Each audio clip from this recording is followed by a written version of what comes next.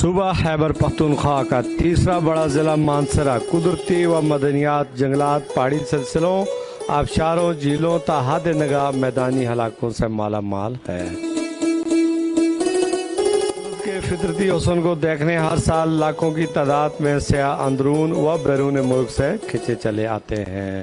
سیاحوں کی سہولت کے لیے صوبائی حکومت کی ہدایت پر ضلعی و تحصیل حکومتوں نے شاہراہ کاغان کے آس پاس عالیشان ہوٹل، ریسٹورنٹ اور توہم قیام کے بہترین انتظامات کر رکھے ہیں۔ ضلع مانسہرہ کی تحصیل بالاکوٹ کو پاکستان کے انٹرنیشنل شہر نارہان کا مین دروازہ بھی کہا جاتا ہے۔ بالاکوٹ سے کوائی نصف گھنٹہ سفر کے بعد شوگراں 8 کلومیٹر سطح سمندر سے 7900 فٹ بلندی پر واقع ہے، جہاں پر عالیشان ہوٹلوں کے علاوہ سرکاری ریسٹ ہاؤس بھی موجود سیاحوں سے سالہ سال بھرے رہتے ہیں۔ شوگراں کی خاص بات سری پائے دیکھنے ہر سال بڑی تعداد میں سیاح یہاں آتے ہیں، کیونکہ اگلی منزل مہاڈری وادی منور کاغان کے بعد نارہان کا انٹرنیشنل شہر آتا ہے۔ پر سیاحوں کی سہولت کے لیے سینکڑوں کی تعداد میں 5 اسٹار ہوٹل موجود ہیں۔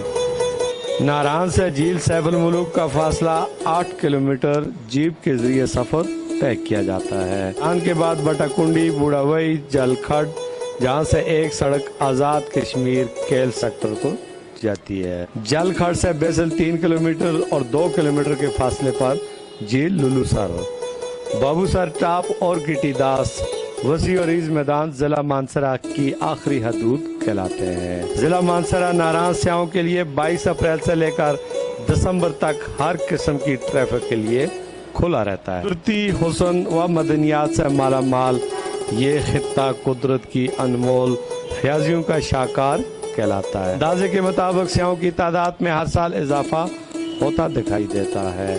گزشتہ عید الفطر کے موقع پر 3 سے 4 لاکھ سیاح نارہان کاغان آئے۔ ضلعی انتظامیہ کی مؤثر حکمت عملی و مربوط سیکورٹی نظام کی وجہ سے امن و امان کی تسلی بخش صورتحال رواں ٹریفک قابل ستائش اقدام ہے۔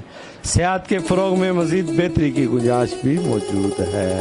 مرکزی و صوبائی حکومت کو مل کر مزید ہنگامی بنیادوں پر اقدامات کریں تو سیاحت کے فروغ کے ساتھ ساتھ روزگار کے نئے موقع میسر آ سکتے ہیں۔ کیمرہ ٹیم کے ساتھ میر افضل گلزار، وقت نیوز، مانسہرہ۔